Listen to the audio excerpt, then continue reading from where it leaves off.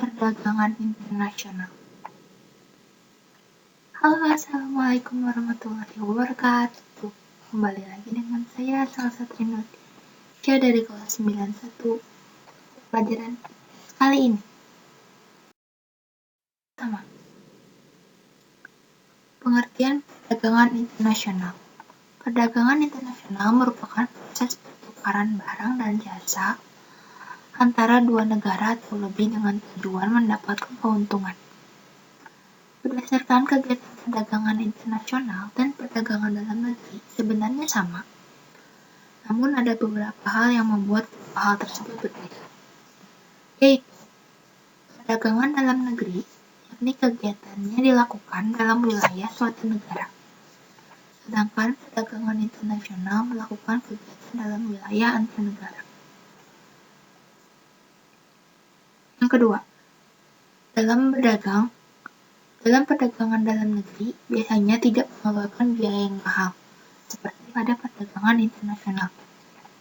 Yang ketiga, mata uang yang dipakai pada perdagangan dalam negeri mempunyai nilai mata uang yang sama. Akan tetapi, mata uang yang digunakan pada perdagangan internasional selalu berbeda sehingga menghasilkan devisa untuk suatu negara. Next. Yang mendorong terjadinya perdagangan internasional. Ada beberapa faktor yang menyebabkan terjadinya perdagangan.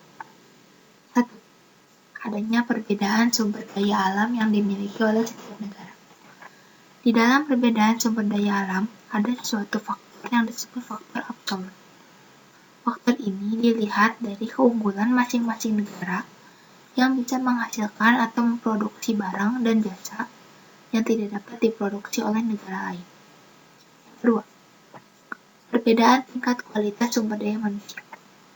Faktor ini berkaitan dengan sumber daya alam suatu negara dan sumber daya manusia yang dilihat terutama dari segi kualitas manusia yang ada di negara tersebut, maka akan menghasilkan barang dan jasa yang bermutu dan berkualitas.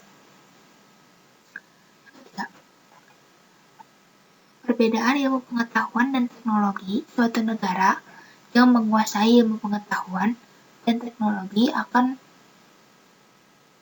memproduksi barang dan jasa lebih banyak, bermutu dan efisien dibandingkan dengan negara yang tidak menguasai teknologi. Keunggulan suatu negara yang dapat memproduksi barang dengan biaya produksi yang lebih murah dibanding negara lain dapat disebut comparative advantage. Keempat, perbedaan budaya suatu bangsa. Faktor ini sangat berpengaruh pada barang yang dihasilkan, seperti batik di Indonesia, yang menjadi daya tarik bagi wisatawan asing untuk berkunjung ke Indonesia.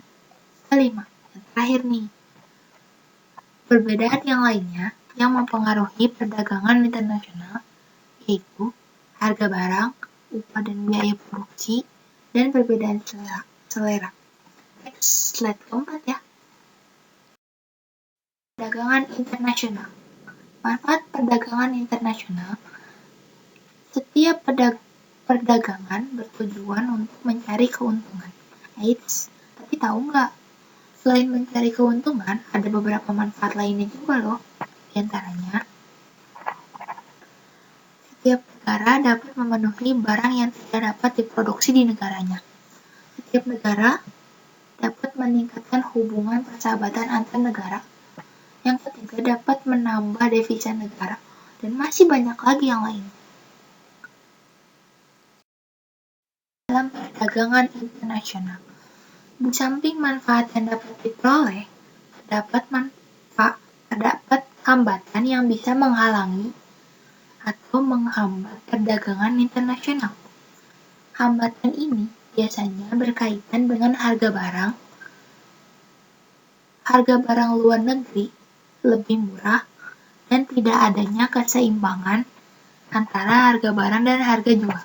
Langsung saja kita bahas. Yang pertama, proteksi. Proteksi ialah kebijakan untuk melindungi produk dalam negeri. Seperti contoh, pemerintah Indonesia yang mengimpor kain dengan harga tinggi, sehingga kain yang dihasilkan Indonesia harganya lebih murah. Yang kedua, Kuota. Kuota ialah kebijakan untuk membatasi jumlah ekspor dan impor barang dari suatu negara dengan kebijakan kuota. Barang impor tertentu dibatasi dalam jumlah dan volume. Tarif. Tarif ialah kebijakan pajak atas barang impor dan ekspor. Yang keempat, politik dumping. Ialah kebijakan menjual barang di luar negeri lebih murah daripada di dalam negeri. Sekian, terima kasih.